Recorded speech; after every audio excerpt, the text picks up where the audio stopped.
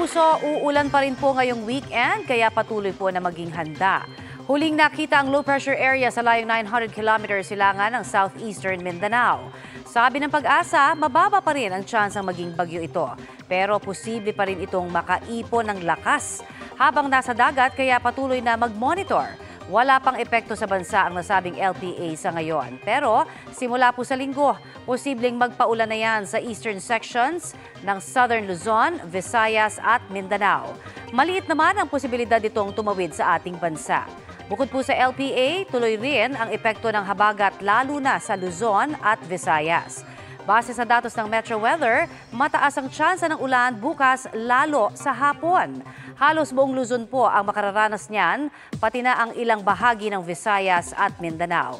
May heavy to intense rains kaya maging alerto pa rin po sa banta ng baha o landslide.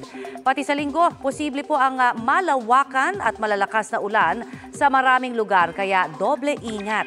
Sa Metro Manila, may mga pag-ulan din po ngayong Sabado at sa linggo, lalo sa bandang hapon at gabi. Samantala, may nakataas pa rin pong gale warning sa northern at western seaboards ng Northern Luzon, gayon din sa northern seaboard ng Northern Luzon. Ibig sabihin po niyan, magiging maalon pa rin sa mga nabanggit na baybayin. Kaya, delikadong pumalaot ang maliliit na sasakyang pandagat.